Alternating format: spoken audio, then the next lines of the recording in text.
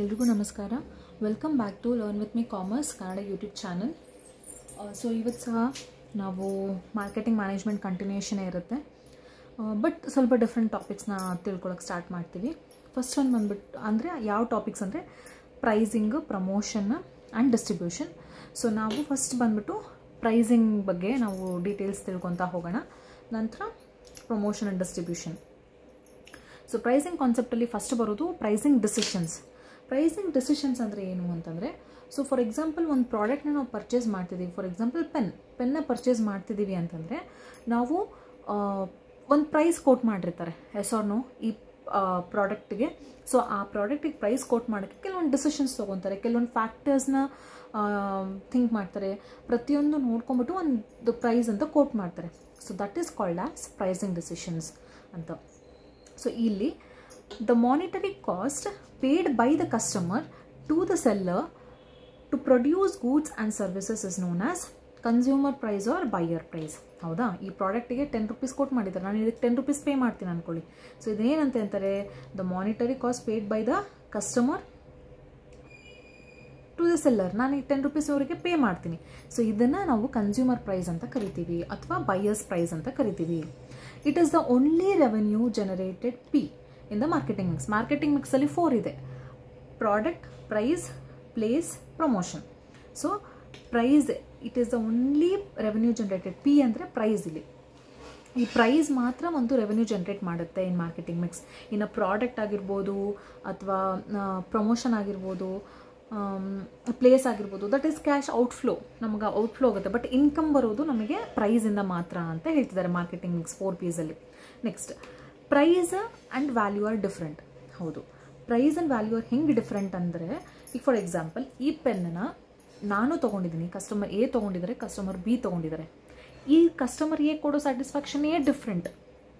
Okay, customer B ತೊಗೊಳ್ಳೋ ಸ್ಯಾಟಿಸ್ಫ್ಯಾಕ್ಷನ್ನೇ different. ಈಗ ನಾನು 10 ರೂಪೀಸ್ ಕೊಟ್ಟು ನಾನು ಫುಲ್ ಹ್ಯಾಪಿಯಾಗಿದ್ದೀನಿ, ಬಿಕಾಸ್ ನಾನು ಎಷ್ಟು ಪೇಜಸ್ ಬರೆದೆ, ಎಷ್ಟು ನೋಟ್ಸ್ ಬರೆದೆ ಅಂತ ನನಗೆ ಆ ಥರ ಫೀಲಿಂಗ್ ಕಸ್ಟಮರ್ ಎಗಿರುತ್ತೆ. ಕಸ್ಟಮರ್ ಬಿ ಹೇಗಿರುತ್ತೆ ಅಂತಂದರೆ, ಓಕೆ ಎಲ್ಲ ಪೆನ್ ಮಾಡೋದು ಹಾಗೆ ಇರುತ್ತಲ್ವ, ಆ ಥರ ಸ್ಯಾಟಿಸ್ಫ್ಯಾಕ್ಷನ್ ಅವ್ರಿಗಿರುತ್ತೆ. ಇನ್ನೇನು ಹೇಳ್ತಿದ್ದಾರೆ, price and value are different. 2 different customers may be paying same price. ಹೌದಾ? A 10 rupees, B 10 rupees for the particular product, but value can differ for each of them.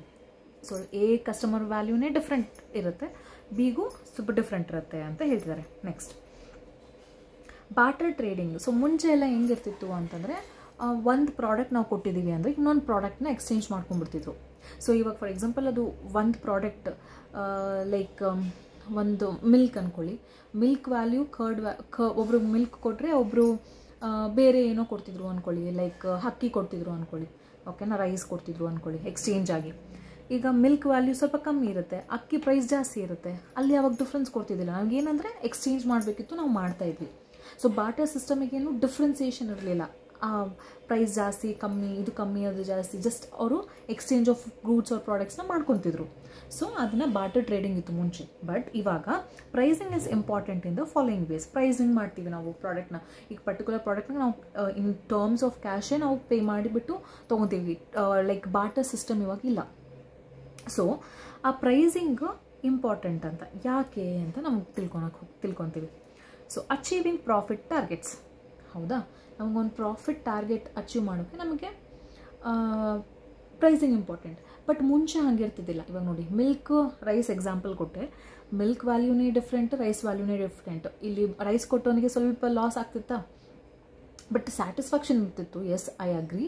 But ಇವಾಗ ಕಂಪೇರ್ ಮಾಡಿದ್ರೆ ಮಿಲ್ಕಿಗೆ ರೈಸ್ಗೆ ತುಂಬ difference ಇದೆ. S or no? So ಹಾಗೆ ಅರ್ಥ ಆಯ್ತಾ? ಇಲ್ಲಿ ಏನಾಗ್ತದೆ ಇವಾಗ, ಅಚೀವಿಂಗ್ ಪ್ರಾಫಿಟ್ ಟಾರ್ಗೆಟ್ಸ್ ಅಂದರೆ ಪ್ರಾಫಿಟ್ ಟಾರ್ಗೆಟ್ಸ್ ನಾವು ಅಚೀವ್ ಮಾಡ್ಬೋದು. So pricing important. ಹೇಗೆ ಅಂದರೆ, ಪ್ರೈಸಸ್ ಜಾಸ್ತಿ ಇದ್ದು ಸೇಲ್ಸ್ ವಾಲ್ಯೂಮ್ ಏನಾರ ಕಮ್ಮಿ ಇದ್ದರೆ ಅದನ್ನು ಪ್ರಾಫಿಟ್ ಮ್ಯಾಕ್ಸಿಮೈಸೇಷನ್ ಅಂತ ಕರಿತೀವಿ. ಓಕೆ, ನೆನ್ಪಿಟ್ಕೊಳ್ಳಿ, ಪ್ರೈಸಸ್ ಜಾಸ್ತಿ ಇದ್ದು ಸೇಲ್ಸ್ ವಾಲ್ಯೂಮ್ ಕಮ್ಮಿ ಇತ್ತಪ್ಪ ಅಂದರೆ ಪ್ರಾಫಿಟ್ ಮ್ಯಾಕ್ಸಿಮೈಸೇಷನ್ ಅಂತ ಕರಿತೀವಿ. ಪ್ರೈಸಸ್ ಕಮ್ಮಿ ಇದ್ದು ಸೇಲ್ಸ್ ಜಾಸ್ತಿ ಇತ್ತು ಅಂದರೆ ಸೇಲ್ಸ್ ಮ್ಯಾಕ್ಸಿಮೈಸೇಷನ್ ಅಂತ ಕರಿತೀವಿ. ಓಕೆನಾ? ಸೊ ಈ ಪಾಯಿಂಟ್ ಪ್ರಾಫಿಟ್ ಮ್ಯಾಕ್ಸಿಮೈಸೇಷನ್, ಸೇಲ್ಸ್ ಮ್ಯಾಕ್ಸಿಮೈಸೇಷನ್ಗೆ ಡಿಫ್ರೆನ್ಸ್ ತಿಳ್ಕೊಂಡಿರಿ. Impact on retail format decision.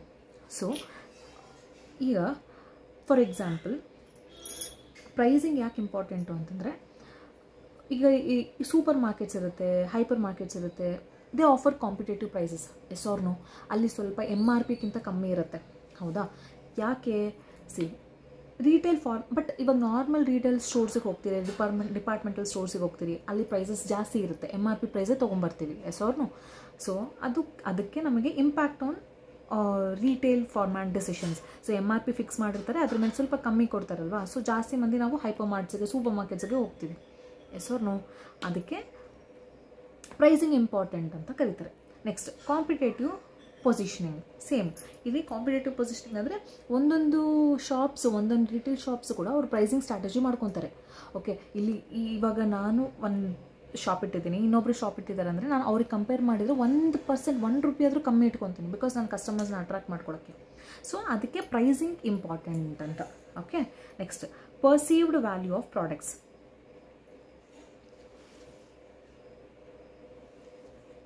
Perceived value of products.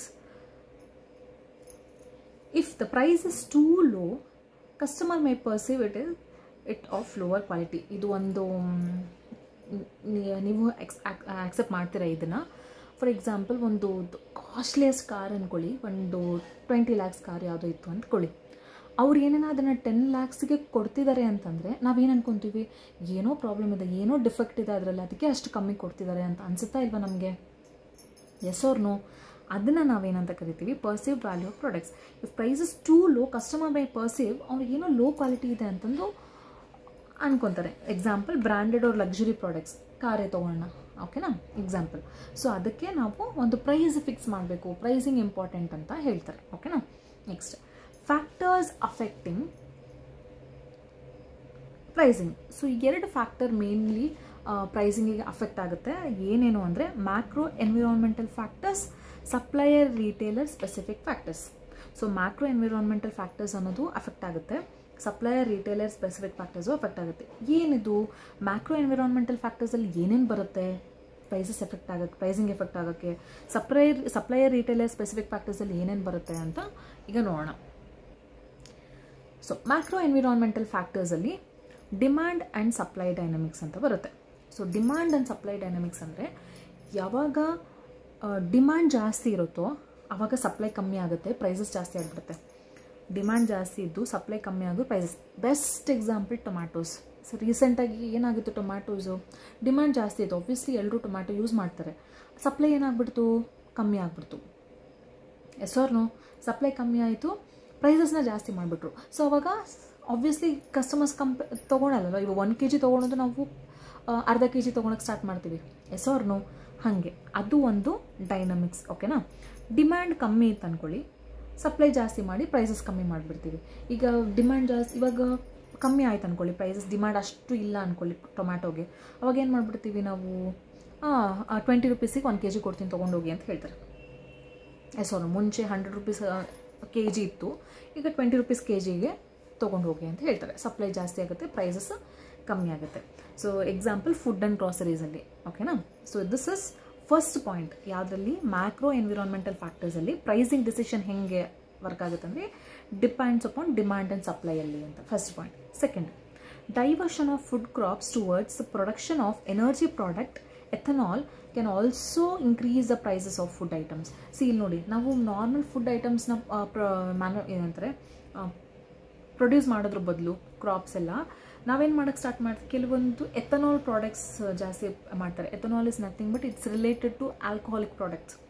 So ಅವಾಗ ಏನಾಗ್ಬಿಡುತ್ತೆ, ಇಲ್ಲಿ ಫುಡ್ ಕ್ರಾಪ್ಸ್ ಕಮ್ಮಿ ಆಗ್ತಾ ಹೋಗುತ್ತೆ. ಇಲ್ಲಿ ಯಾಕೆ ಇದನ್ನು ಸ್ಟಾರ್ಟ್ ಮಾಡ್ತಾರೆ ಜಾಸ್ತಿ ಅಂದರೆ ಇದಕ್ಕೆ ಪ್ರೈಸ್ ಹೈ ಇರುತ್ತೆ. ಸೊ ಕೆಲವೊಂದು ಪ್ರೊಡ್ಯೂಸ್ ಇದನ್ನು ಜಾಸ್ತಿ ಮಾಡ್ತಾರೆ ಅಂದ್ಕೊಳ್ಳಿ, ಅವಾಗ ಫುಡ್ ಕ್ರಾಪ್ಸ್ ಏನಾರ ಕಮ್ಮಿ ಪ್ರೊಡಕ್ಷನ್ ಆಗಿದೆ ಅಂದ್ಕೊಳ್ಳಿ, ಆವಾಗ ಫುಡ್ ಕ್ರಾಪ್ಸ್ ಪ್ರೈಸ್ ಜಾಸ್ತಿ ಆಗುತ್ತಾ ಇಲ್ವಾ? Yes or no? ಎಥನಾಲ್ ಜಾಸ್ತಿ ಪ್ರೊಡಕ್ಷನ್ ಜಾಸ್ತಿ ಡೈವರ್ಟ್ ಆಗಿಬಿಟ್ಟು ಈ normal food crops, basic food crops ಏನಿರುತ್ತೆ ಲೈಕ್ ರೈಸ್ ಅವೆಲ್ಲ ಕಮ್ಮಿ ಮಾಡಿದ್ದಾರೆ ಅಂದರೆ ಅವಾಗ ಪ್ರೈಸ್ ಹೈಕ್ ಆಗುತ್ತಾ ಇಲ್ವಾ ನಾರ್ಮಲ್ ಫುಡ್ ಕ್ರಾಪ್ಸು? ಸೊ ಅದೂ ಅಫೆಕ್ಟ್ ಆಗುತ್ತೆ ಪ್ರೈಸಿಂಗ್ ಡಿಸಿಷನ್ಗೆ ಅಂತ. Okay, next price elasticity. Price elasticity measures. So price elasticity measures ಅಂದರೆ ಇದೊಂದು ಫಾರ್ಮುಲಾ ಇದೆ. ಈ ಫಾರ್ಮುಲಾ ಕೊಡೋಕ್ಕಿಂತ ಮುಂಚೆ ಒಂದು ಎಕ್ಸಾಂಪಲ್ ಕೊಡ್ತೀನಿ ನಾನು. Okay, if price of a coffee maker, ಒಂದು ಕಾಫಿ ಮೇಕರ್ ತೊಗೋಬೇಕು, ಅವ್ರು ಏನು ಮಾಡಿದರು, 10% ಕಮ್ಮಿ ಮಾಡಿಬಿಟ್ರು ಆ ಪ್ರೈಸ್. ಕಾಫಿ ಮೇಕರ್ ಪ್ರೈಸ್ 10% ಕಮ್ಮಿ ಮಾಡಿದರು. ಓಕೆ, ₹100 ಇದ್ದಿದ್ದು ಅವರು 90 ರೂಪೀಸ್ ಮಾಡಿದರು. Okay, if and demand by 15%. ಅವಾಗ ಏನು ಮಾಡ್ತಾರೆ, ಜನ ಜಾಸ್ತಿ ತೊಗೊಳಕ್ಕೆ ಸ್ಟಾರ್ಟ್ ಮಾಡ್ತಾರೆ. ಇಲ್ಲ, 100 ರೂಪೀಸ್ ಇದ್ದಾಗ ತೊಗೊಳ್ಳೋದು 90 ರೂಪೀಸ್ ಆಗಿದೆ ಅಂತಂದರೆ ಜಾಸ್ತಿ ಮೆಂಬರ್ಸ್ ಅಂದರೆ 15% ಆಫ್ ಕಸ್ಟಮರ್ಸ್ ಡಿಮ್ಯಾಂಡ್ ಜಾಸ್ತಿ ಆಯಿತು. ಆಗ the coffee maker is considered elastic. ಓಕೆನಾ, ಈಗ ಫಾರ್ಮುಲಾ ನೋಡೋಣ. ಪ್ರೈಸ್ ಎಲಾಸ್ಟಿಸಿಟಿ ಫಾರ್ಮುಲಾ ಏನಂದರೆ ಪರ್ಸೆಂಟೇಜ್ ಚೇಂಜ್ ಇನ್ ಡಿಮ್ಯಾಂಡ್. ಎಷ್ಟು change in demand? 15%. Yes, divided by percentage change in price. Percentage change in price is to 10% is equals to 1.5. So ಇದನ್ನು ನಾವೇನಂತ ಕರಿತೀವಿ? Elastic coffee maker price elasticity ಅಂತ ಕರಿತೀವಿ 1.5ನ. ಓಕೆನಾ, coffee ಮೇಕರ್ದು. ಈಗ ಅಕಸ್ಮಾತ್ ಪ್ರೈಸ್ ಎಲಾಸ್ಟಿಸಿಟಿ ಬರೋದು ಲೆಸ್ ದ್ಯಾನ್ 1 ಬಂತಪ್ಪ ಅಂದರೆ ಅದು ಇನ್ಎಲಾಸ್ಟಿಕ್ ಅಂತ ಕರೀತಾರೆ. ಮೋರ್ ದ್ಯಾನ್ 1, ಈಗ ನೋಡಿ 1.5 ಅಂದರೆ ಮೋರ್ ದ್ಯಾನ್ 1 ಇದೆ. So that is called as elastic. Okay, next equals to 1. ಇಲ್ಲಿ 10 ಇತ್ತು ಅಂದ್ಕೊಳ್ಳಿ, ಆಗ ಈಕ್ವಲ್ ಟು 1 ಆದರೆ ಇದು ಪ್ರಪೋರ್ಷನೇಟ್ ಅಂತ ಕರೀತಾರೆ. ಸೊ ಇದನ್ನ ನೆನ್ಪಿಟ್ಕೊಳ್ಳಿ. ಪ್ರೈಸ್ ಎಲಾಸ್ಟಿಸಿಟಿ ಮೆಷರ್ಸ್ ಇದನ್ನು ನಮಗೆ ಎಫೆಕ್ಟ್ ಆಗುತ್ತೆ ಪ್ರೈಸಿಂಗ್ ಡಿಸಿಷನಿಗೆ ಅಂತ. ಓಕೆ, ನೆಕ್ಸ್ಟ್ ಇಲ್ಲಿ ಪ್ರೈಸ್ ಡಿಸ್ಕ್ರಿಮಿನೇಷನ್ ಆಗುತ್ತೆ. ಪ್ರೈಸ್ ಡಿಸ್ಕ್ರಿಮಿನೇಷನ್ ಏನಂದರೆ charging different price from different customers for the same product. ಈಗ ಫಾರ್ ಎಕ್ಸಾಂಪಲ್, ನಾನು ಹೋದರೆ ಈ ಶಾಪಿಗೆ, ಇದು ನನಗೆ 10 ರೂಪೀಸ್ ಕೊಟ್ಟಿದ್ದಾರೆ. ಸೊ ಇನ್ನೊಬ್ರು ಹೋಗಿದ್ದಾರೆ, ಇದಕ್ಕೆ 5 ರೂಪೀಸ್ ಕೊಡ್ತಿದ್ದಾರೆ. ಇಲ್ಲೇನಾಗ್ತಿದೆ, ಸೇಮ್ ಪ್ರಾಡಕ್ಟ್ಗೆ ಡಿಫ್ರೆಂಟ್ ಪ್ರೈಸ್ ಕೊಡ್ತಿದ್ದಾರೆ. ಇದನ್ನು ನಾವು ಪ್ರೈಸ್ ಡಿಸ್ಕ್ರಿಮಿನೇಷನ್ ಅಂತ ಕರಿತೀವಿ. ಸೇಮ್ ಪ್ರಾಡಕ್ಟ್ ಡಿಫ್ರೆಂಟ್ ಪರ್ಸನ್ಗೆ ಡಿಫ್ರೆಂಟ್ ಪ್ರೈಸ್ ಕೊಡ್ತಿದ್ದಾರೆ ಅಂದರೆ that is called as price discrimination. ಅರ್ಥ ಆಯ್ತಾ? Next, price level depends upon the performance of economy, fiscal and monetary policies. See, price levels ಇದು price levels fiscal monetary policies ಮೇಲೆ depend ಆಗಿದೆ ಅಂತ. ಇದು ಮುಂದೆ ಮಾಡೋ ಚಾಪ್ಟರ್ಸಲ್ಲಿ ನಿಮಗೆ ಫಿಸ್ಕಲ್ ಪಾಲಿಸೀಸ್ ಅಂದರೆ ಏನು, ಮಾನಿಟರಿ ಪಾಲಿಸೀಸ್ ಅಂದರೆ ಏನು ಅಂತ ಎಲ್ಲ ತಿಳ್ಕೊತೀವಿ. ಸೊ ಆವಾಗ ನಿಮಗೆ ಇದು ಲಿಂಕ್ ಆಗುತ್ತೆ. ಸೊ ಏನು ತಿಳ್ಕೊಬೇಕು ಅಂದರೆ ಫಿಸ್ಕಲ್ ಪಾಲಿಸಿ, ಮಾನಿಟರಿ ಪಾಲಿಸಿ ಕೂಡ ಪ್ರೈಸಿಂಗ್ ಡಿಸಿಷನ್ ಎಫೆಕ್ಟ್ ಆಗುತ್ತೆ, ಸ್ವಲ್ಪ ಲಿಂಕ್ ಇರುತ್ತೆ ಅಂತ ಅರ್ಥ ಮಾಡ್ಕೋಬೇಕಷ್ಟೆ. Next, prices of key products. See, ಈಗ ಆಯಿಲ್ ಅಂದ್ಕೊಳ್ಳಿ. ಆಯಿಲ್ ಏನು ಮಾಡ್ತದೆ, ಎಕ್ಸಾಂಪಲ್ ಕೊಡ್ತಿದ್ದೀನಿ. ಆಯಿಲ್ ಏನು ಮಾಡುತ್ತೆ, ಒಂದೊಂದು ಇಂಡಸ್ಟ್ರಿಗೆ ಒಂದೊಂದು ಥರ ಆಯಿಲ್ ಯೂಸ್ ಮಾಡ್ತೀವಿ. Yes or no? ಇಲ್ಲಿ ಫಾರ್ ಎಕ್ಸಾಂಪಲ್ ಆಯಿಲ್ನ ನಾವು ಟ್ರಾನ್ಸ್ಪೋರ್ಟೇಷನ್ಗೆ ಯೂಸ್ ಮಾಡ್ತೀವಿ. ಹಾಗೆ ಈ ಆಯಿಲ್ನ ನಾವು ಕೀ ಇನ್ಪುಟ್ ಆಗಿ ಮೆನಿ ಇಂಡಸ್ಟ್ರಿಗೆ ಯೂಸ್ ಮಾಡ್ತೀವಿ. ಎಕ್ಸಾಂಪಲ್ ಪಾಲಿಥೀನ್, ಅಲ್ಲಿ ಆ ಇಂಡಸ್ಟ್ರಿಗೆ ನಾವು ಆಯಿಲ್ ಯೂಸ್ ಮಾಡ್ತೀವಿ. ಅದೇನಾಗುತ್ತೆ, ಸೊ ಆಯಿಲ್ ಪ್ರೈಸ್ ಇಲ್ಲಿ ಡಿಫರ್ ಆಗುತ್ತೆ, ಇಲ್ಲಿನೂ ಡಿಫರ್ ಆಗುತ್ತೆ. ಸೊ ಪ್ರೈಸಿಂಗ್ ಅಲ್ಲಿನೂ ಚೇಂಜ್ ಆಗುತ್ತೆ, ಇಟ್ ಮ್ಯಾಟರ್ಸ್ ಅಂತ. So it influence prices across different industries. ಓಕೆನಾ? So example oil. ನೆಕ್ಸ್ಟ್ ಬಂದ್ಬಿಟ್ಟು market structure and nature of competition. See, market ಸ್ಟ್ರಕ್ಚರಲ್ಲಿ ನಮಗೆ 4 ಟೈಪ್ಸ್ ಆಫ್ ಮಾರ್ಕೆಟ್ ಸ್ಟ್ರಕ್ಚರ್ ಇರುತ್ತೆ with respect to competition and pricing. So ಅದು ಯಾವ್ದು ಅಂದರೆ first point ಬಂದ್ಬಿಟ್ಟು ಮೊನೋಪೊಲಿ. ಮೊನೋಪೊಲಿ ಅಂತಂದರೆ ಇಲ್ಲಿ ಕಾಂಪಿಟೇಟರ್ಸೇ ಇರಲ್ಲ, ಸಿಂಗಲ್ ಸೆಲ್ಲರ್ ಇರ್ತಾನೆ. ಅವ್ನು ಕೋಟ್ ಮಾಡಿದ್ದೆ ಪ್ರೈಸು, ನಾವು ತೊಗೊಂಡ್ರೆ ತೊಗೊಳ್ಳಿ, ಬಿಟ್ಟರೆ ಬಿಡ್ರಿ, ಆ ಥರ ಪೊಸಿಷನಲ್ಲಿ ಇರ್ತಾರೆ. ದಟ್ ಈಸ್ ಕಾಲ್ಡ್ ಆಸ್ ಮೊನೋಪೊಲಿ ಅಂತ. ನೆಕ್ಸ್ಟ್, ಒಲಿಗೋಪೊಲಿ ಅಂತ. ಒಲಿಗೋಪೊಲಿ ಅಂದರೆ ಇಲ್ಲಿ ಫ್ಯೂ ಸೆಲ್ಲರ್ಸ್ ಇರ್ತಾರೆ, ಸೇಮ್ ಪ್ರಾಡಕ್ಟ್ಸ್ ಅಥವಾ ಸಬ್ಸ್ಟಿಟ್ಯೂಟ್ ಪ್ರಾಡಕ್ಟ್ಸ್ನ ಸೆಲ್ ಮಾಡ್ತಿರ್ತಾರೆ. ಓಕೆ, ಅದನ್ನು ನಾವೇನಂತ ಕರಿತೀವಿ, ಒಲಿಗೋಪೊಲಿ ಅಂತ ಕರಿತೀವಿ. ಇದಕ್ಕೆ ಎಕ್ಸಾಂಪಲ್ಸ್ ಸಿಮೆಂಟು, ಪೆಟ್ರೋಲು. ಸಿಮೆಂಟ್ ನೋಡಿ, ಡಿಫ್ರೆಂಟ್ ಕಂಪನೀಸ್ ಇದೆ, ಇಂಡಸ್ಟ್ರೀಸ್. ಹೌದಾ? ಸಿಮೆಂಟ್ ಇಂಡಸ್ಟ್ರೀಸ್ ಅವ್ರು ಏನು ಮಾಡ್ತಾರೆ, ಡಿಫ್ರೆಂಟ್ ಅವರು ಸೇಮ್ ಪ್ರಾಡಕ್ಟೇ ಬಟ್ ಪ್ರೈಸ್ ಡಿಫ್ರೆಂಟಾಗಿ ಇರುತ್ತೆ. ಹೌದಾ? ಆಮೇಲೆ ಫ್ಯೂ ಸೆಲ್ಲರ್ಸೇ ಇರ್ತಾರೆ. ಸೊ ಇಲ್ಲಿ few sellers selling same product same or substitute product. ಇದು ಪ್ರೈಸ್ ಸೆನ್ಸಿಟಿವ್ ಮಾರ್ಕೆಟ್ ಅಂತ ಕೂಡ ಕರಿಬೋದು, ಈ ಥರ ಒಲಿಗೋಪೊಲಿನ ಅಂತ. ಸೊ ಮೊನೋಪೊಲಿ ನೋಡಿದ್ವಿ, ಒಲಿಗೋಪೊಲಿ ನೋಡಿದ್ವಿ. ಈಗ ಪರ್ಫೆಕ್ಟ್ ಕಾಂಪಿಟೇಷನ್. ಪರ್ಫೆಕ್ಟ್ ಕಾಂಪಿಟೇಷನ್ ಅಂದರೆ ಮಿನಿ ಬಯರ್ಸ್ ಇರ್ತಾರೆ and sellers in the market. Buyers ಜಾಸ್ತಿ ಇರ್ತಾರೆ, ಸೆಲ್ಲರ್ಸು ಜಾಸ್ತಿ ಇರ್ತಾರೆ. ಎಕ್ಸಾಂಪಲ್ ಫ್ರೂಟ್ಸ್ ಆ್ಯಂಡ್ ವೆಜಿಟೇಬಲ್ ಸೆಲ್ಲರ್ಸ್ನ ನಾವು ಪರ್ಫೆಕ್ಟ್ ಕಾಂಪಿಟೇಷನ್ ಅಂತ ಕರಿತೀವಿ. ಸೊ ಇವ್ರು ಏನು ಮಾಡ್ತಾರೆ, they will not be in the position to influence the market price independently. ಇವರಿಂದ ನಾವು ಮಾರ್ಕೆಟ್ ಪ್ರೈಸ್ನ ಇನ್ಫ್ಲೂಯೆನ್ಸ್ ಮಾಡೋಕ್ಕಾಗಲ್ಲ. ಓಕೆನಾ? They are known as price takers. Okay, next monopolistic competition. Monopolistic competition ಅಂದರೆ ಲಾರ್ಜ್ ನಂಬರ್ ಆಫ್ ಬಯರ್ಸ್ ಇರ್ತಾರೆ. Okay, and sellers tries to differentiate the products through advertisements. Buyers ಜಾಸ್ತಿ ಮಂದಿ ಇರ್ತಾರೆ, ಬಟ್ ಸೆಲ್ಲರ್ಸ್ ಡಿಫ್ರೆಂಟಾಗಿ advertisement ಕೊಟ್ಕೊಂತ ಅದನ್ನು ಪ್ರಾಡಕ್ಟ್ನ ಸೇಲ್ ಮಾಡ್ತಿರ್ತಾರೆ. ಎಕ್ಸಾಂಪಲ್ ಸೋಪ್ಸ್ ಆಗಿರ್ಬೋದು, ಶಾಂಪೂಸ್ ಆಗಿರ್ಬೋದು, ಕಾಸ್ಮೆಟಿಕ್ ಐಟಮ್ಸ್ ಆಗಿರ್ಬೋದು. ಎಸ್ ಅವ್ರನ್ನ ಬೈಯರ್ಸ್ ಜಾಸ್ತಿ ಮಂದಿ ಇದ್ದಾರೆ, ಸೆಲ್ಲರ್ಸು ಇದ್ದಾರೆ, but they will give different advertisement ಕೊಟ್ಟು ಅವ್ರ ಪ್ರಾಡಕ್ಟ್ನ ಪ್ರಮೋಟ್ ಮಾಡಿ ಸೆಲ್ ಮಾಡ್ತಾ ಇರ್ತಾರೆ. So if the competition is very high, very intense, then it is known as hyper competition. ಯಾರಾದರೂ ಹೈಪರ್ ಕಾಂಪಿಟೇಷನ್ ಅಂದರೆ ಏನು ಅಂತ ಕೇಳಿದರೆ, ಕಾಂಪಿಟೇಷನ್ ವೆರಿ ಇಂಟೆನ್ಸ್ ಲೆವೆಲಾಗಿದ್ದರೆ ಅದನ್ನು ನಾವು ಹೈಪರ್ ಕಾಂಪಿಟೇಷನ್ ಅಂತ ಕರಿತೀವಿ. Okay, next government policies. So government plays an important role in the pricing ನಾವು ಇದು ಮಾಡಬೇಕು ಅಂದರೆ ಗೌರ್ಮೆಂಟ್ ತುಂಬ ಇಂಪಾರ್ಟೆಂಟ್ ರೋಲ್ ಪ್ಲೇ ಮಾಡುತ್ತೆ. ಸೊ ಎಕ್ಸಾಂಪಲ್ MSP ಅಂತ, minimum support price. So for example ಈಗ ಅಗ್ರಿಕಲ್ಚರ್ ಫಾರ್ಮರ್ಸ್ ಇರ್ತಾರಲ್ವ, ಅವ್ರಿಗೇನು ಮಾಡಿರ್ತಾರೆ, ಇವರು ರಿಟೇಲರ್ಸ್ ಯಾರನ್ನ ಪರ್ಚೇಸ್ ಮಾಡೋಕ್ಕೆ ಹೋದಾಗ ಅವ್ರಿಗೆ ಸುಮ್ಮನೆ ಬೇಕಾಬಿಟ್ಟು ಪ್ರೈಸ್ ಕೇಳ್ತಾರೆ. ಸೊ ಅವರು ಮಿನಿಮಮ್ ಸಪೋರ್ಟ್ ಪ್ರೈಸ್ ಅಂತ ಗೌರ್ಮೆಂಟ್ ಫಿಕ್ಸ್ ಮಾಡಿದರೆ ಆ ಪ್ರೈಸಿಗೆ ತಕ್ಕಂತೆ ಅವ್ರು ತೊಗೊಂಡಾಗ ಫಾರ್ಮರ್ಸಿಗೂ ಅಡ್ವಾಂಟೇಜ್ ಆಗುತ್ತೆ, ಹೆಲ್ಪ್ ಆಗುತ್ತೆ. ಸೊ ಆ ಥರ ಮಿನಿಮಮ್ ಸಪೋರ್ಟ್ ಪ್ರೈಸ್ ಫಿಕ್ಸ್ ಮಾಡೋದು.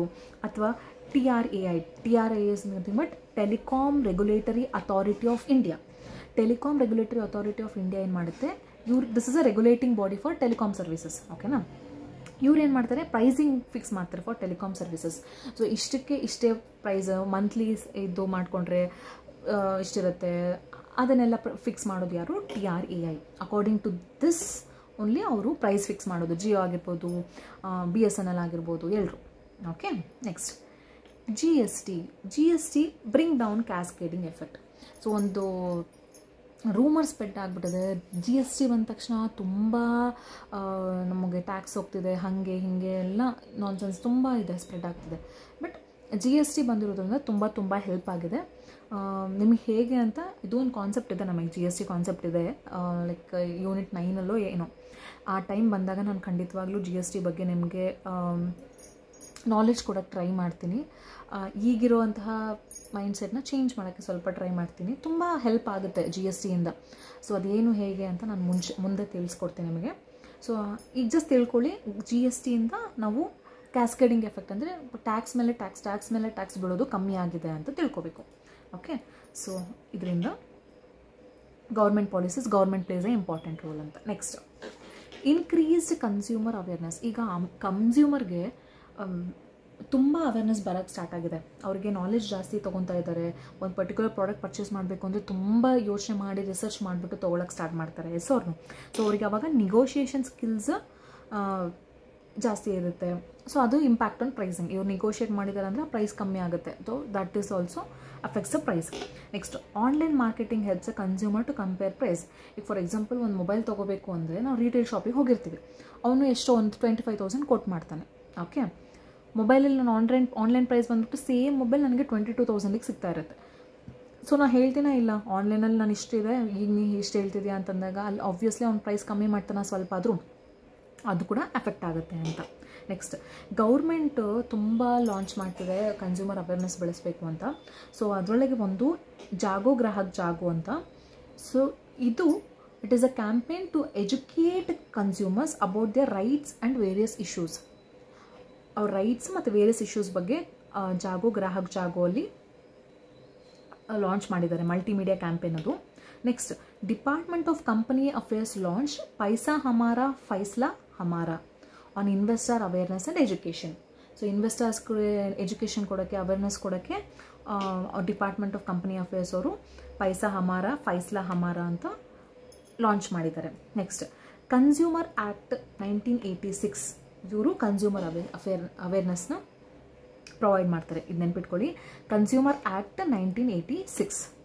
ಓಕೆ, ನೆಕ್ಸ್ಟ್ ಲಾಸ್ಟ್ ಪಾಯಿಂಟ್ ಬಂದ್ಬಿಟ್ಟು seller concentration ratio. So seller concentration ratio ಅಂದರೆ ಏನು ಅಂದರೆ, ಸೊ ಇಲ್ಲಿ combined market share of few retailers ಇರ್ತದೆ. ಇದು ಸ್ವಲ್ಪ ಇಂಡಿಯಾನಲ್ಲಿ ಸ್ವಲ್ಪ ರೇಷಿಯೋ ಲೋ ಇದೆ. ಇದಂದರೆ ಏನು ಅಂದರೆ, ಆಸ್ಟ್ರೇಲಿಯಾದಲ್ಲಿ ಎಕ್ಸಾಂಪಲ್ ಏನಾಗುತ್ತೆ ಅಂದರೆ, ಒಂದು ಟಾಪ್ 4 ರಿಟೇಲರ್ಸ್ ಇರ್ತಾರಲ್ವ, ಅವ್ರೇನು ಮಾಡ್ತಾರೆ, 80% ಆಫ್ ಮಾರ್ಕೆಟ್ ಶೇರ್ ಅವ್ರದ್ದಿರುತ್ತೆ, like in food and grocery sector. And ಅವ್ರೇನು ಮಾಡ್ತಾರೆ, ಮಾರ್ಕೆಟ್ ಪ್ರೈಸ್ನ ಫಿಕ್ಸ್ ಮಾಡ್ತಾರೆ, ಯಾರು ಟಾಪ್ 4 ಇರ್ತಾರಲ್ಲ ಅವರು. So that is called as seller concentration ratio. See, in Australia, top 4 retailers enjoy 80% of market share in the food and grocery sector and lead in setting market price. So but ಇದು this ratio is low in ಇಂಡಿಯಾನಲ್ಲಿ ಇನ್ನೂ ಅಷ್ಟು ಬಂದಿಲ್ಲ ಇದು. ಓಕೆನಾ. Next ಬಂದ್ಬಿಟ್ಟು macro environmental factors ಮುಗೀತು. ಈಗ supplier marketer specific factors. So ಇಲ್ಲಿ ಏನಾಗುತ್ತೆ ಅಂತ ನೋಡೋಣ. Business strategy of marketer. ಇಲ್ಲೇನಾಗುತ್ತೆ, ಸಮ್ಟೈಮ್ಸ್ ಪ್ರೈಸಿಂಗ್ ಡೆಸಿಷನ್ ಏನಾಗ್ಬಿಡುತ್ತೆ, ಇನ್ಬಿಲ್ಟ್ ಇರುತ್ತೆ. ಫಾರ್ ಎಕ್ಸಾಂಪಲ್ ಈಗ ಡಿಮಾರ್ಟ್, ಇಲ್ಲಿ ಎಕ್ಸಾಂಪಲ್ ನಾನು ವಾಲ್ಮಾರ್ಟ್ ಕೊಟ್ಟಿದ್ದೀನಿ. ಯಾಕೆ ಅಂದರೆ ಇಲ್ಲಿ ಮಿಷನ್ ಸ್ಟೇಟ್ಮೆಂಟ್ ವಾಲ್ಮಾರ್ಟ್ದು ಸೇವ್ ಮನಿ ಲಿವ್ ಬೆಟರ್ ಅಂತಿದೆ. ಓಕೆ, ಬಟ್ ನಾವು ಡಿಮಾರ್ಟಿಗೆ ಹೋಗ್ತೀವಿ. ಡಿಮಾರ್ಟಲ್ಲಿ ಪ್ರೈಸಸ್ ಯಾಕೆ ಕಮ್ಮಿ ಇರುತ್ತೆ ಅಂತಂದರೆ, ಅವರು ಡಿಮಾರ್ಟ್ ಅವರು ಲೊಕೇಶನ್ ಏನು ಮಾಡ್ತಾರೆ, ಆ ಲೊಕೇಶನ್ ಅವ್ರು ಪರ್ಚೇಸ್ ಮಾಡಿಬಿಡ್ತಾರೆ. ಎಲ್ಲಿ ಡಿಮಾರ್ಟ್ ಓಪನ್ ಮಾಡಿರ್ತಾರೆ ಸ್ಟೋರ್, ಅದನ್ನು ಅವ್ರು ಪರ್ಚೇಸ್ ಮಾಡಿಬಿಡ್ತಾರೆ. ಸೊ ಅವ್ರಿಗೆ ರೆಂಟ್ ಕಮ್ಮಿ ಇರುತ್ತೆ. ಸೊ ಅವ್ರು ಏನು ಮಾಡ್ತಾರೆ, ಆಟೋಮೆಟಿಕಲಿ ಸ್ವಲ್ಪ ಮಾರ್ಕೆಟ್ ಪ್ರೈಸ್ನ MRPನ ಕಮ್ಮಿ ಮಾಡ್ತಾರೆ. MRP ಫಿಕ್ಸ್ ಆಗಿರುತ್ತಲ್ಲ ಅದನ್ನು ಕೂಡ ಕಮ್ಮಿ ಮಾಡ್ತಾರೆ. ಓಕೆನಾ. ಸೊ ಇದು strategy, business strategy of the marketer, ಅವ್ರದ್ದು ಬಿಸ್ನೆಸ್ ಸ್ಟ್ರಾಟಜಿ ಇದು. ಸೊ ಆ ಥರ ಎಕ್ಸಾಂಪಲ್ ನಾವು ವಾಲ್ಮಾರ್ಟ್ ತೊಗೋಬೋದು ಅಥವಾ ಡಿಮಾರ್ಟ್ ತೊಗೋಬೋದು. ಇಲ್ಲಿ ವಾಲ್ಮಾರ್ಟ್ ಮಿಷನ್ ಸ್ಟೇಟ್ಮೆಂಟ್ ಇತ್ತು, ಸೊ ನಾನು ವಾಲ್ಮಾರ್ಟ್ ತೊಗೊಂಡಿದ್ದೀನಿ. Save money live better. ಓಕೆನಾ. Next types of merchandise and seasonal factors. Basic goods ಇರುತ್ತಲ್ವಾ, staple goods, basic or staple goods ಇರುತ್ತಲ್ವಾ, are more competitively priced compared to fashionable merchandise. ಈಗ basic ಗೂಡ್ಸೇ ಸ್ವಲ್ಪ ಜಾಸ್ತಿ ಮಾಡ್ತಾ ಇದ್ದಾರೆ, ಪ್ರೈಸ್ ಇರುತ್ತೆ. ಸೊ ಈಗ ಯಾಕಂದರೆ ರೆಗ್ಯುಲರ್ ಯೂಸ್ ಮಾಡ್ತೀವಿ, ನನಗೆ ಬೇಸಿಕ್ ನೀಡ್ಸ್ ಅಲ್ವಾ, ಅದಕ್ಕೆ. ಆ್ಯಂಡ್ ಇನ್ನೂ ಒಂದು ಸೀಸನಲ್ ಫ್ಯಾಕ್ಟರ್ಸ್ ಏನಂದರೆ, ಈಗ ಫಾರ್ ಎಕ್ಸಾಂಪಲ್ ರೇನಿ ಸೀಸನಲ್ಲಿ ನಾವು ಅಂಬ್ರೆಲಾಸ್ ಜಾಸ್ತಿ ತೊಗೊತೀವಿ, ರೇನಿ ಸೀಸನ್ ಆ್ಯಂಡ್ ಸಮ್ಮರ್ ಸೀಸನಲ್ಲಿ. ಅವಾಗ ಅಂಬ್ರೆಲಾ ಪ್ರೈಸ್ ಜಾಸ್ತಿ ಇರುತ್ತೆ if you observe. But normal ಟೈಮಲ್ಲಿ ತೊಗೊಂಡ್ರೆ ಅಂಬ್ರೆಲಾ ಪ್ರೈಸ್ ಸ್ವಲ್ಪ ಕಮ್ಮಿ ಇರುತ್ತೆ. ಓಕೆ, ಇಲ್ಲ ಫಾರ್ ಎಕ್ಸಾಂಪಲ್ ಸ್ವೆಟರ್ಸ್ ಆಗಿರ್ಬೋದು, ಜಾಕೆಟ್ಸ್ ಆಗಿರ್ಬೋದು, ಅವೆಲ್ಲ. ಓಕೆ, ಸೊ ಸೀಸನಲ್ ಫ್ಯಾಕ್ಟರ್ಸ್ ಅಂದರೆ ಅದನ್ನು ಎಫೆಕ್ಟ್ಸ್ ಪ್ರೈಸಿಂಗ್ ಅಂತ. ಸೀಸನ್ ವೈಸಲ್ಲಿ ಪ್ರೈಸಿಂಗ್ ಎಫೆಕ್ಟ್ ಆಗ್ತಿರುತ್ತೆ. Next market format and customer services. Higher the services provided by the market, okay, higher the pricing of the products. ಹೌದಾ, services ಜಾಸ್ತಿ ಕೊಟ್ಟಂಗೆಲ್ಲ ಪ್ರಾಡಕ್ಟ್ಸ್ ಜಾಸ್ತಿ ಆಗ್ತಾ ಇರುತ್ತೆ prices. So prices in super markets or hyper markets are economical compared to retails or departmental stores as it includes transportation etcetera. Super markets hyper ಮಾರ್ಕೆಟ್ಸಿಗೆ compare ಮಾಡಿದರೆ ನಮಗೆ normal ಮನೆ ಹತ್ರ ಸಿಗೋ ಲೋಕಲಲ್ಲಿ ಸಿಗೋ ಮಾರ್ಕೆಟ್ಸ್ ಪ್ರೈಸ್ ಜಾಸ್ತಿ ಇರುತ್ತೆ. ಯಾಕೆ, ಇವನು ತೊಗೊಂಬಂದಿರದೆ ಅಲ್ಲಿಂದ ತೊಗೊಂಬಂದಿರ್ತಾನೆ. ಸೂಪರ್ ಮಾರ್ಕೆಟ್ಸ್, ಹೈಪರ್ ಮಾರ್ಕೆಟ್ಸು ಅಥವಾ ಬೇರೆ ಕಡೆಯಿಂದ ಸಪ್ಲೈಯರ್ಸಿಂದ ತೊಗೊಂಬಂದಿರ್ತಾನೆ.